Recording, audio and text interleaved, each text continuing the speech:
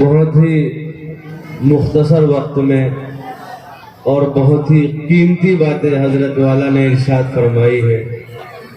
یوں کہہ لیجئے امت مسلمہ کی دکھتی ہوئی رگ پر ہاتھ رکھا ہے. دعا کریں اور کوشش بھی کریں کہ اللہ ہمیں اس پر عمل کرنے کی توفیق عطا فرمائے. ہم سب کو اپنی نسلوں کے ایمان کی حفاظت کی فکر کرنے کی توفیق مرحمت فرمائے. اللہ ہم سب کو ایمان کامل پر خاتمہ نصیب فرمائے. حاضرین، بہت ہی خوبصورت انداز میں آپ حضرات پروگرام سماعت فرما رہے تھے. حضرت والا کا خطاب سماعت فرما رہے تھے. چند نوجوان ہیں جو ابھی بھی بائیں جانب راستے میں کھڑے ہیں یا راستے میں بائکوں پر بیٹھے ہیں، یا کچھ نوجوان ہیں جو میری بائیں جانب کھڑے ہوئے ہیں. بھائی آپ بھی آ جائیے، جلسہ گاہ میں آ کر بیٹھ جائیے. ہمارے درمیان ہندوستان کی مشہور و معروف شخصیت، ہم سب کے دلوں کی دھڑکن، ام المدارس مادر علمی دارالعلوم دیوبند کے نائب محتمم حضرت مولانا مفتی محمد راشد صاحب اعظمی دامت برکاتہم العالیہ تشریف فرما ہے. حضرت والا کے خطاب سے ہم سب کو مستفید ہونا ہے. آپ حضرات جلد اپنی اپنی جگہ لے لیں. جو حضرات بھی ابھی ادھر کھڑے ہیں بائیں جانب راستے میں گھوم رہے ہیں یا بائکوں پر بیٹھے ہیں، آپ سبھی حضرات سے گزارش ہے کہ فوراً جلسہ گاہ میں تشریف لے آئے. حضرت والا کے خطاب کے بعد دارالعلوم دیوبند سے ایک اور عظیم شخصیت نواسہ شیخ الاسلام حضرت مولانا مفتی سید محمد سلمان صاحب منصور پوری دامت برکاتہم العالیہ بھی تشریف فرما ہے. حضرت والا کا خطاب بھی ہوگا اور اس کے بعد صدر محترم کی دعا ہوگی اور یہ اجلاس اختتام پذیر ہو جائے گا. میں بہت ادب و احترام سے اس شخصیت کے حضور گزار ہو رہا ہوں جو ظلمت کدہ دل میں خوف خدا عشق مصطفیٰ کا چراغ روشن کر دیتے ہیں، مردہ جسم میں ایمان و یقین کی روح پھونک دیتے ہیں، جو اگر آیات قرآنیہ کی تفسیر کی طرف مائل ہو تو علوم و معارف کے جواہر لٹاتے ہیں، اور اگر احادیث نبویہ کی شرح کی طرف مائل ہو تو مسائل علم و علفہ حل ہوتے نظر آتے ہیں. کسی شاعر نے کیا یہ خوب کہا ہے کہ مزہ برسات کا چاہو تو ان آنکھوں میں آ بیٹھو، مزہ برسات کا چاہو تو ان آنکھوں میں آ بیٹھو، سیاہی ہے سفیدی ہے شفق ہے ابر بارہ ہے. گزار ہوں استاد محترم دارالعلوم دیوبند کے نائب محتمم حضرت مولانا مفتی محمد راشد صاحب اعظمی دامت برکاتہم العالیہ سے کہ آپ تشریف فرما ہو اور اپنے خطاب سے ہم سبھی کو مستفیض فرما دیں. میں اس شعر سے حضرت والا کا استقبال کرتا ہوں کہ موج گل موج صبا موج سحر لگتی ہے، موج گل موج صبا موج سحر لگتی ہے، سر سے لے کر آسماں تک وہ سما ہے کہ نظر لگتی ہے، ذرے ذرے میں بسی ہے تیری آمد کی مہر، آج کی رات تو خوشبوؤں کا سفر لگتی ہے. الحمدللہ نحمده ونستعینه ونستغفره ونؤمن به ونتوکل علیہ ونعوذ باللہ من شرور انفسنا ومن سیئات اعمالنا من یهده اللہ فلا مضل له ومن یضلله فلا هادی له واشهد ان لا الہ الا اللہ وحدہ لا شریک له واشهد ان سیدنا مولانا محمدا عبدہ ورسولہ صلی اللہ علیہ وسلم. اعوذ باللہ من الشیطان الرجیم، بسم اللہ الرحمن الرحیم. لا تحرک به لسانک لتعجل به ان علینا جمعه وقرآنه فإذا قرأناه فاتبع قرآنه ثم ان علینا بیانه. صدق اللہ العلی العظیم. وقال النبی صلی اللہ علیہ وسلم خیرکم من تعلم القرآن وعلمه او کما قال النبی صلی اللہ علیہ وسلم. وہ قرآن جو غذا بھی ہے، دوا بھی ہے، شفا بھی ہے. وہ قرآن جو غذا بھی ہے، دوا بھی ہے، شفا بھی ہے، اسی سے ہوتی ہیں سب طے منازل ہائے عرفانی۔ حضرت صدر جلسہ، معزز اور محترم علماء کرام، محترم بزرگوں اور دوستوں، نوجوانان ملت، نیک مائیں اور بہنیں، اللہ کا لاکھ لاکھ کرم ہے، احسان ہے کہ اللہ تبارک تعالیٰ نے ہم سب کو اپنے محبوب اور ہر دل عزیز مدرسہ تجوید القرآن کے جلسے دستار بندی اور اجلاس عام میں اللہ تعالیٰ نے ہم سب کو شریک ہونے کا موقع نصیب فرمایا۔ ابھی آپ کے سامنے مدرسے کی عظیم الشان کارکردگی سامنے آئے گی۔ مدرسے سے 3 بچے قرآن کریم کے حافظ ہوئے ہیں۔ ابھی آپ کے سامنے ان کی دستار بندی ہوگی، ان کا اعزاز ہوگا، اور اس دستار بندی اور اعزاز کو دیکھ کر انشاءاللہ ہم سب لوگوں کے دل میں شوق پیدا ہوگا کہ ہم سب اپنے بچوں کو حافظ بنائیں اور عالم بنائیں۔ دوستو، اللہ تبارک تعالیٰ نے ہمیں جتنی نعمتیں دی ہیں ان میں سب سے بڑی نعمت اللہ نے جو دی ہے وہ قرآن کی دی۔ اسی قرآن کی برکت سے ہمارے رسول بنے۔ قرآن کی آیت اتری کہ جو ہے اقرأ بسم ربک الذی خلق، تو جس دن اقرأ اتری ہے اسی دن اللہ کا رسول نبی بنے۔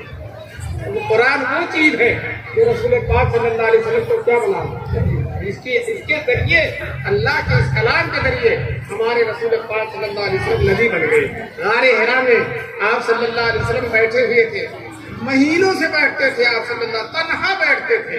ایک دن چٹان سے ٹیک لگا کر تنہا، غار حرا اتنا گہرا ہے کہ آج بھی اب جائیے تو غار حرا موجود ہے، لیکن بہت سے لوگوں کی ہمت نہیں ہوتی اندر جانے کی۔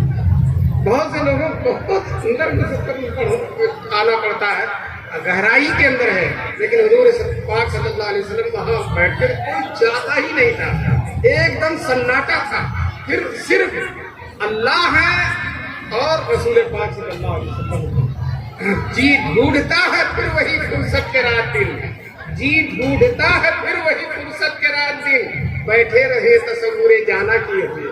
حضور پاک اس غار میں اللہ کا تصور کیے ہوئے بیٹھے تھے، اللہ کی طرف دھیان لگائے۔ پیچھے سے چٹان میں ایک جنبش محسوس ہوئی، چٹان ہلنے لگی۔ حضور صلی اللہ علیہ وسلم نے پیچھے دیکھا تو کوئی پیچھے ہے نہیں، کس نے ہلایا؟ اب سامنے آئے، سامنے متوجہ ہوئے تو دیکھا جبریل سامنے کھڑے ہیں، اور جبریل کھڑے ہو کر یہی جملہ فرماتے ہیں، اقرأ بسم ربک الذی خلق، پڑھیے اس رب کے نام سے جس نے ساری کائنات کو پیدا کیا۔ دیکھیے ہمارا دین اقرا سے شروع ہوتا، پڑھنے سے پتا چلا کہ دین اسلام کی سب سے بڑی خصوصیت پڑھنا ہے۔ جو جتنا زیادہ پڑھے گا اتنا ہی دین اسلام میں اونچا مقام حاصل کرے گا، اتنا ہی اللہ سے قریب ہو جائے گا، اتنا ہی رسول اللہ صلی اللہ علیہ وسلم سے قریب ہو جائے گا۔ دوستو، حضور صلی اللہ علیہ وسلم نے کہا میں پڑھا ہوا نہیں ہوں۔ حضور نے کسی مکتب کسی مدرسے میں داخلہ نہیں لیا، حضور نے کہا میں پڑھا ہوا نہیں ہوں۔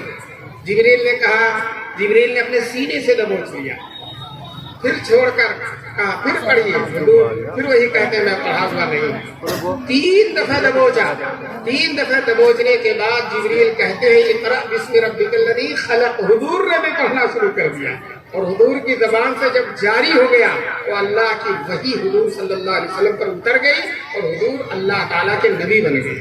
دوستو، آج بھی علماء کہتے ہیں اللہ سے قرب حاصل کرنے کا، اللہ کی رضا حاصل کرنے کا، اللہ سے محبت حاصل کرنے کا قرآن سے بڑھ کر کوئی ذریعہ نہیں ہے۔ صوفیاء کرام جو خانقاہوں میں الا اللہ کی ضربہ لگاتے ہیں اور بہت سارے مریدین ہوتے ہیں، رات دن الا اللہ، لا الہ الا اللہ کی ضربہ لگاتے ہیں، وہ صوفیاء کہتے ہیں۔ صوفیوں کے بہت بڑے عالم اور بہت بڑی ہستی مجدد الفسانی شیخ احمد سرہندی رحمۃ اللہ علیہ فرماتے ہیں کہ الا اللہ کی ضربوں سے، ذکر کی کثرت سے بھی قرب الہی حاصل ہوتا ہے اور قرآن کی تلاوت سے بھی حاصل ہوتا ہے، لیکن فرماتے فرق یہ ہے قرآن کی تلاوت سے اللہ کی محبت ذرا دیر میں آتی ہے، لیکن دیر میں آنے کے بعد اتنی مضبوط ہوتی ہے، اتنی مضبوط ہوتی ہے کہ وہ کبھی جاتی نہیں ہے، حالات سے متاثر نہیں ہوتی ہے، اور الا اللہ کی درگاہ لگانے سے جو قرب الہی پیدا ہوتا ہے، محبت الہی، راہ سلوک طے ہوتی ہے، وہ جلدی طے ہو جاتی ہے، لیکن جلدی ہی اگر غفلت ہو تو ختم ہو جاتا ہے، اگر غفلت ہو تو ختم، لیکن قرآن سے جو نسبت پیدا ہوتی ہے اللہ کی، ختم ہونے والی نہیں ہے۔ اللہ تعالی ہم سب کو قرآن کے ذریعے اپنی نسبت کا فیض اور اپنی نسبت حاصل کرنے کی توفیق نصیب فرمائے۔ جتنا آپ قرآن پڑھیں گے اتنا ہی اللہ سے تعالیٰ سے قریب ہو جائیں گے۔ چنانچہ اللہ تبارک تعالیٰ نے جو ہے امام احمد بن حنبل رحمۃ اللہ علیہ نے اللہ تعالیٰ کو خواب میں دیکھا۔